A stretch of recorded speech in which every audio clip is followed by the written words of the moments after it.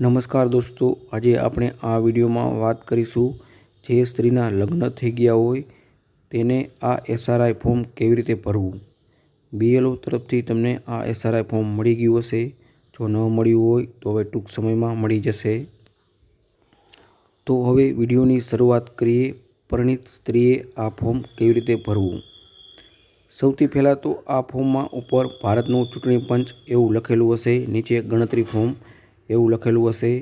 ત્યાર પછી નીચે બીએલઓનો કોન્ટેક્ટ નંબર હશે, તેને તમે ફોન કરીને પૂછી શકો છો આ ફોર્મ કેવી રીતે ભરવું તેના વિશે પણ।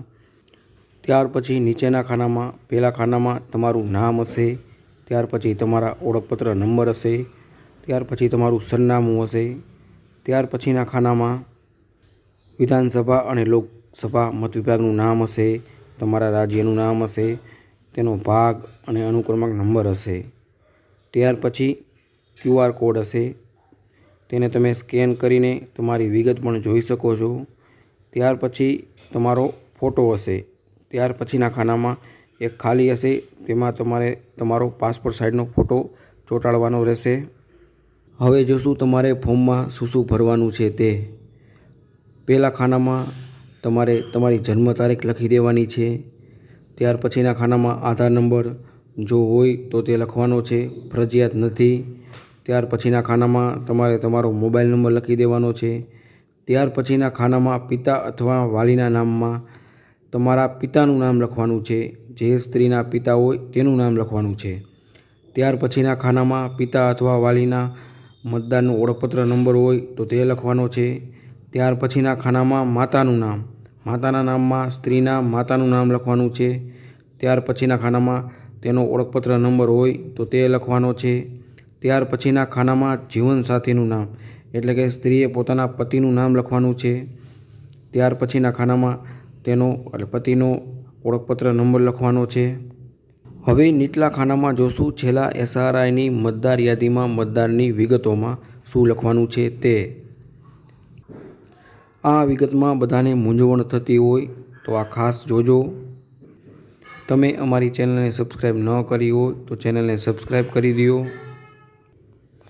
અહીં તમારું નામ જો 2002ની એસઆરઆઈની યાદીમાં હોય તો અને તો જ લખવાનું છે, બાકી અહીં તમારે કાંઈ વિગત લખવાની નથી। જે સ્ત્રીના લગ્ન પહેલાં 2002માં યાદીમાં જો નામ હોય તો તેની આ વિગત લખવી પડશે।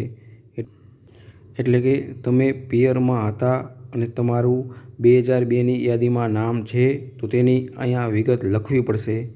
તો હવે જેનું નામ 2002ની યાદીમાં છે તેને કેવી રીતે વિગત લખવી તેના વિશે જોશું। પહેલા ખાનામાં મતદારનું નામ લખ્યું છે, ત્યાં તમારું નામ લખવાનું છે।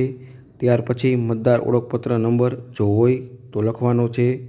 ત્યાર પછી સંબંધીનું નામ, તેમાં તમારા પિતા અથવા માતાનું નામ લખી શકો છો। નીચે સંબંધ શું છે તે લખવાનો છે। ત્યાર પછી જિલ્લો શું છે તે લખવાનો છે। ત્યાર પછી રાજ્ય શું છે તે લખવાનું છે।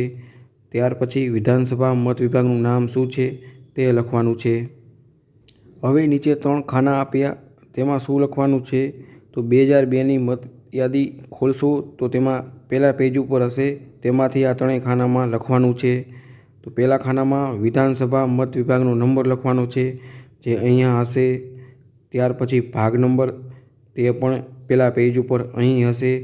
ત્યાર પછી અનુક્રમાંક નંબરમાં તમારે લિસ્ટમાં જોવાનું છે, તમારું નામ હશે તેની સામે અનુક્રમાંક નંબર હશે તે અહીં લખવાનો છે। આ થઈ જે સ્ત્રીની 2002ની મતદાન યાદીમાં નામ હોય તેને લખવાનું છે, બાકી નામ નથી તો અહીંયા તમારે કાંઈ પણ લખવાનું નથી। અહીં તમારે સંબંધીનું નામ છેલ્લા એસઆરઆઈમાં છે તેની વિગત કેવી રીતે લખવી તેના વિશે હવે જોશું। પહેલા ખાના નામમાં તમારા એટલે કે સ્ત્રીના માતા, પિતા અથવા ગમે સંબંધીનું તમે નામ લખી શકો છો। ત્યાર પછી તમારે તેનો ઓળખપત્ર નંબર લખવાનો છે જો હોય તો। ત્યાર પછી સંબંધીનું નામ લખવાનું છે, એટલે કે તમે તમારા પિતાનું નામ ઉપર લખ્યું હોય તો તેના પિતાનું નામ અહીં લખવાનું છે। ત્યાર પછી તેનો સંબંધ શું છે તે લખવાનું છે। ત્યાર પછી જિલ્લો લખવાનો છે। ત્યાર પછી રાજ્ય લખવાનું છે, ત્યાર પછી વિધાનસભા મત વિભાગનું નામ લખવાનું છે. અહીં નીચેના ત્રણેય ખાના અગાઉ જેવી રીતે કીધું તેવી રીતે જ ભરવાના છે, પણ અહીં સંબંધીના 2002ની SRIની લિસ્ટ છે તેના પહેલા પેજ ઉપરથી લખવાનું છે વિધાનસભા મત વિભાગનો નંબર, ભાગ નંબર અને અનુક્રમાંક નંબર જે નામની સામે હશે. આમાં ખાલી જે સ્ત્રીના પિતા, માતા અથવા ગમે સંબંધીનું 2002માં નામ હોય તેની વિગત અહીં લખવાની છે. ત્યાર પછી નીચે તમારે સાઇન કરી દેવાની રહેશે અને આ ફોર્મ તમારે BLOને જમા કરી દેવાનું રહેશે. મિત્રો, આવી રીતે લગ્ન થઈ ગયા તે સ્ત્રીએ ફોર્મ ભરવાનું રહેશે.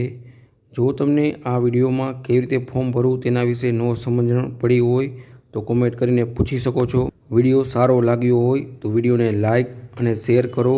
આ વિડીયો બધા ગ્રુપમાં શેર કરો જેથી કરીને આ વિડીયો બીજાને કામ લાગે. તમે અમારી ચેનલને સબસ્ક્રાઈબ ન કરી હો તો ચેનલને સબસ્ક્રાઈબ કરી દો. ફરી મળીશું એક નવા વિડીયો સાથે. જય હિન્દ.